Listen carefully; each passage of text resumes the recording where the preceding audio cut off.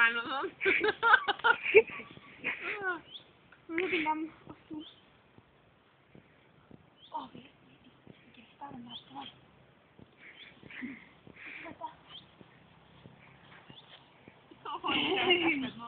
Men da. Nå får jeg en skikkelig typisk genserfilm her. Det er Facebook-film. Nei! Lover du? Ja. Helt klare.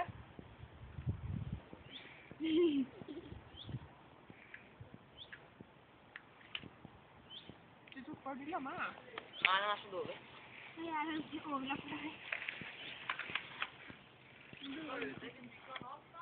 Den blir ikke ødelagt av det. Det er bilder.